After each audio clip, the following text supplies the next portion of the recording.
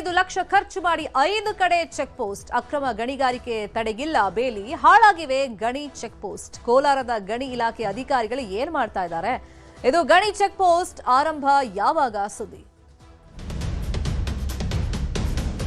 ಸುಮಾರು ಲಕ್ಷಾಂತರ ರೂಪಾಯಿ ಖರ್ಚು ಮಾಡಿಬಿಟ್ಟು AC ಎಲ್ಲ ಹಾಕ್ಸ್ಬಿಟ್ಟು ಏನಕ್ಕೆ ಮಾಡಬೇಕಾಗಿತ್ತು?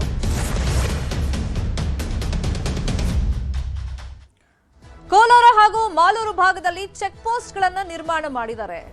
ತಲಾ ಲಕ್ಷ ವೆಚ್ಚದ 5 ಚೆಕ್ ಪೋಸ್ಟ್ಗಳನ್ನು ನಿರ್ಮಾಣ ಮಾಡಿದ್ದಾರೆ. ಆದರೆ ಹೋಮ್ ಗಾರ್ಡ್ ನೇಮಕ ಇಲ್ಲದೆ ಅದು ವೇಸ್ಟ್ ಆಗಿ ಬಿದ್ದಿದೆ, ಕಾರ್ಯಾರಂಭ ಆಗಿಲ್ಲ. ಈ ಪುರುಷಾರ್ಥಕ್ಕೆ ಯಾಕಪ್ಪ ಚೆಕ್ ಪೋಸ್ಟ್ಗಳನ್ನು ಮಾಡಬೇಕಾಗಿತ್ತು, AC ಎಲ್ಲ ಹಾಕಬೇಕಾಗಿತ್ತು ಅಂತ ಹೇಳಿ ಸ್ಥಳೀಯರು ಆಕ್ರೋಶವನ್ನು ವ್ಯಕ್ತಪಡಿಸ್ತಾ ಇದ್ದಾರೆ. ಅಲ್ಲಿ ಸಿಬ್ಬಂದಿ ನೇಮಕ ಆಗಿಲ್ಲ, ಹೋಮ್ ಗಾರ್ಡ್ ಇಲ್ಲದೆ ಆ ಚೆಕ್ ಪೋಸ್ಟ್ಗಳು ವೇಸ್ಟ್ ಆಗಿ ಬಿದ್ದಿದೆ.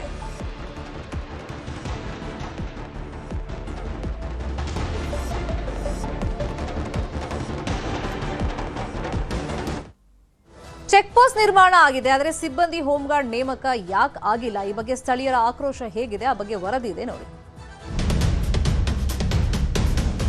ಸುಮಾರು ಲಕ್ಷಾಂತರ ರೂಪಾಯಿ ಖರ್ಚು ಮಾಡಿಬಿಟ್ಟು AC ಎಲ್ಲ ಹಾಕ್ಸ್ಬಿಟ್ಟು ಏನಕ್ಕೆ ಮಾಡಬೇಕಾಗಿತ್ತು? 20-30 ಲಕ್ಷ ದುಂಡು ವೆಚ್ಚ ಮಾಡಿ ಕಳ್ಳರು ಪಾಲಾಗ್ತಾ ಇದೆ. ಕೋಲಾರ ಜಿಲ್ಲೆಯ ಮಾಲೂರು ತಾಲೂಕಿನಲ್ಲಿ 30ಕ್ಕೂ ಹೆಚ್ಚು ಜೆಲ್ಲಿ ಕ್ರಷರ್ಗಳಿವೆ. ಕೆಲವೆಡೆ ಕಾನೂನು ಗಾಳಿಗೆ ತೂರಿ ಕಲ್ಲು ಗಣಿಗಾರಿಕೆ ನಡೆಸುತ್ತಿದ್ದರೂ ಜಿಲ್ಲಾಡಳಿತ ಹಾಗೂ ಗಣಿ ಇಲಾಖೆ ಅಧಿಕಾರಿಗಳಿಗೆ ತಡೆಯೋದಕ್ಕೆ ಸಾಧ್ಯವಾಗಿಲ್ಲ. ಜೆಲ್ಲಿ, ಎಂಸ್ಯಾಂಡ್, ಬಂಡೆಗಳ ಪ್ರಮಾಣದ ಮೇಲೆ ನಿಗಾ ಇಡಲು ಅನಧಿಕೃತವಾಗಿ ಗಣಿ ಸಂಪತ್ತಿನ ಲೂಟಿ ತಡೆಯಲು ವಿಫಲರಾಗಿದ್ದಾರೆ. ಕಾರಣ ಗಣಿ ಮತ್ತು ಭೂವಿಜ್ಞಾನ ಇಲಾಖೆ ಅಧಿಕಾರಿಗಳು ಶುರು ಮಾಡಿದ್ದ ಚೆಕ್ ಪೋಸ್ಟ್ಗಳು ಹಾಳು ಬಿದ್ದಿವೆ.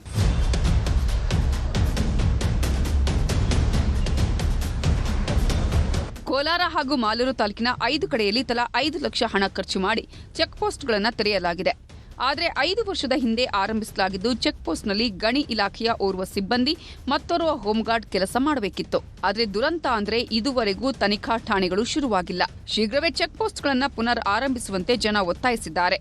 ಅಧಿಕ ಭಾರದ ಟಿಪ್ಪರ್ಗಳನ್ನು ಹೊತ್ಕೊಂಡು ಹೋಗೋದ್ರಿಂದ ಚೆನ್ನಾಗಿರ್ತಕ್ಕಂಥ ರಸ್ತೆಗಳು ಹಳ್ಳಕೊಳ್ಳಗಳಾಗಿ ಮಾರ್ಪಾಡಾಗ್ತಾ ಇದೆ. ಅದೇ ಅಲ್ಲದೆ ಇದನ್ನೆಲ್ಲ ತಡೆಗಟ್ಟಬೇಕಾಗಿರ್ತಕ್ಕಂಥ RTO ಇಲಾಖೆ ಕಣ್ಮುಚ್ಕೊಂಡು ಕುಳಿತಿರ್ತಕ್ಕಂಥದ್ದು ವಿಪರ್ಯಾಸವೇ ಸರಿ. ಏನು 4 ಚೆಕ್ ಪೋಸ್ಟ್ಗಳನ್ನು ಹಾಕಿದ್ರು, ಈ ಕೂಡಲೇ ಸರ್ಕಾರಿ ಸಿಬ್ಬಂದಿಯನ್ನು ನೇಮಕ ಮಾಡಬೇಕು ಮತ್ತು ಪೊಲೀಸ್ ವ್ಯವಸ್ಥೆ ಸೂಕ್ತ ರೀತಿ ಕ್ರಮ ಕೈಗೊಳ್ಳಬೇಕು. ನರಸಾಪುರದಲ್ಲಿರುವ ರಾಮಚಂದ್ರ ಬಾರ್ಡ್ರು ಮತ್ತು ಮಾಲೂರು ಬಾರ್ಡ್ರು ಈ ಕಡೆ ಎಲ್ಲ ತನಿಖಾ ಠಾಣೆಗಳು ಓಪನ್ ಮಾಡಿದರೆ ತುಂಬ ಒಳ್ಳೆಯದು. ಆದರೆ ಇವರು ಮಾಡಿ ಸಿಬ್ಬಂದಿ ಕೊರತೆ ಅವು ಇವು ಅಂತ ಹೇಳ್ಕೊಂಡು ಈ ತನಿಖಾ ಠಾಣೆಗಳನ್ನ ಮಾಡಿಬಿಟ್ಟು ಅನೈತಿಕ ಚಟುವಟಿಕೆಗಳಿಗೆ ತಾಣ ಮಾಡ್ದಂಗಾಗಿದೆ. ಸುಮಾರು ಲಕ್ಷಾಂತರ ರೂಪಾಯಿ ಖರ್ಚು ಮಾಡಿಬಿಟ್ಟು AC ಎಲ್ಲ ಹಾಕ್ಸ್ಬಿಟ್ಟು ಅದನ್ನೆಲ್ಲ ಕಿತ್ಕೊಂಡು ಹೋಗ್ಬಿಟ್ಟಿದ್ದಾರೆ. ಯಾರೂ ಬರ್ತಾ ಇಲ್ಲ, ಬಂದಿಲ್ಲ. ಏನಕ್ಕೆ ಮಾಡಬೇಕಾಗಿತ್ತು? ಬೇರೆ ಚಟುವಟಿಕೆಗಳು ನಡೀಬಾರ್ದಂತ ಅಧಿಕಾರಿಗಳು ಬಂದು ಅದರಲ್ಲಿ ಖುದ್ದ ಇರಬೇಕಂತ ಅಧಿಕಾರಿಗಳಿಗೆ ಕೇಳ್ಕೊಳ್ತಾ ಇದ್ದೀವಿ. ಕೋಲಾರ ತಾಲೂಕಿನ ರಾಮಚಂದ್ರ, ಮಾಲೂರು ತಾಲೂಕಿನ KG-ಹಳ್ಳಿ, ಟೇಕಲ್, ಕುಡಿಯನೂರು, ಹೊಸಕೋಟೆ ರಸ್ತೆಯಲ್ಲಿ ತನಿಖಾ ಠಾಣೆಗಳನ್ನು ನಿರ್ಮಿಸಲಾಗಿದೆ. ಪ್ರತಿ ತನಿಖಾ ಠಾಣೆಯಲ್ಲೂ ಈ ಪೀಠೋಪಕರಣಗಳು, ಕಂಪ್ಯೂಟರ್, CCTV ವ್ಯವಸ್ಥೆ ಮಾಡಿದ್ರೂ ಅದೆಲ್ಲವೂ ಮಾಯವಾಗಿದೆ. ತನಿಖಾ ಠಾಣೆಗಳು ಧೂಳುಮಯವಾಗಿವೆ.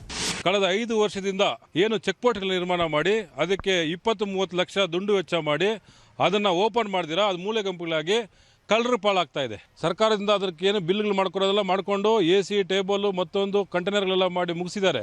ಆದರೂ ಕೂಡ ಇವತ್ತವರೆಗೂ ಕೂಡ ಅದನ್ನು ಓಪನ್ ಮಾಡೋವಂಥ ಜಾಲಿಗೆ ಹೋಗಿಲ್ಲ.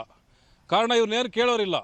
ಜಿಲ್ಲೆಯಲ್ಲಿ ಅವ್ರದ್ದೇ ಆಟ, ಅವ್ರದ್ದೇ ಇದು. ಜನರ ತೆರಿಗೆ ಹಣನ ವೇಸ್ಟ್ ಫೋಲ್ ಮಾಡೋದ್ರಲ್ಲಿ ಭಾಳ ದೊಡ್ಡ ಕೆಲಸ ಮಾಡ್ತಾ ಇದ್ದಾರೆ.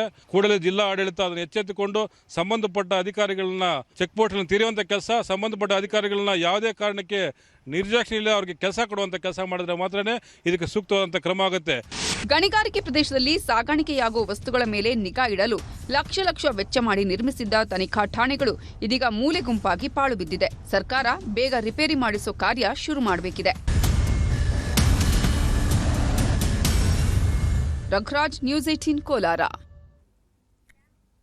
ಇದೇ ವಿಚಾರವಾಗಿ ಇನ್ನಷ್ಟು ಡೀಟೇಲ್ ಆಗಿ ಇನ್ಫಾರ್ಮೇಶನ್ ಕೊಡ್ತಾ ಹೋದಕ್ಕೆ ನೇರ ಸಂಪರ್ಕದಲ್ಲಿ ಕನೆಕ್ಟ್ ಆಗಿದ್ದಾರೆ ನಮ್ಮ ರಿಪೋರ್ಟರ್ ರಘುರಾಜ್. ಚೆಕ್ ಪೋಸ್ಟ್ ನಿರ್ಮಾಣ ಆಗಿ ಎಷ್ಟು ಟೈಮ್ ಆಯಿತು? ಯಾಕಿನ್ನೂ ಕಾರ್ಯಾರಂಭ ಆಗಿಲ್ಲ? ಇನ್ನೂ ಎಷ್ಟು ಡಿಲೇ ಆಗುತ್ತಂತೆ?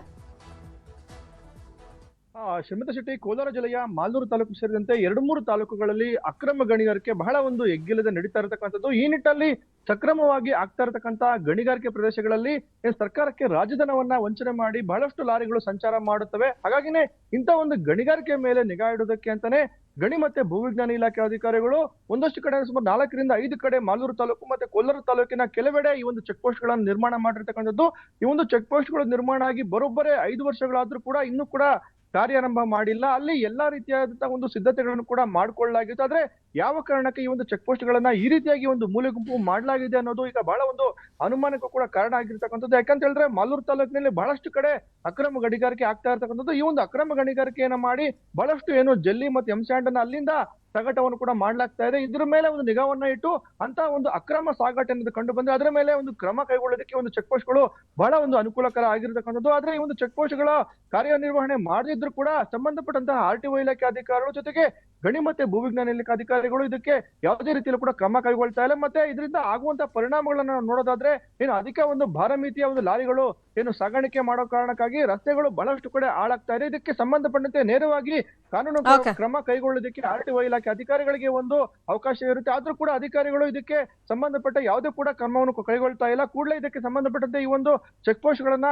ಕಾರ್ಯಾರಂಭ ಮಾಡುವಂತೆ ಮಾಡಿ ಅಂತಕ್ಕಂಥ ಒತ್ತಾಯವನ್ನು ಕೂಡ ಆ ಒಂದು ಗಣಿ ಬಾಧಿತ ಪ್ರದೇಶಗಳಲ್ಲಿರ್ತಕ್ಕಂಥ ಸಾರ್ವಜನಿಕರು ಜೊತೆಗೆ ಕೋಲಾರ ತಾಲೂಕಿನ ಜನತೆ ಕೂಡ ಒತ್ತಾಯವನ್ನು ಕೂಡ ಮಾಡ್ತಾ ಇರತಕ್ಕಂಥದ್ದು. ಶ್ರೀಮತಿ ಶೆಟ್ಟಿ. Thank you Raghuraj.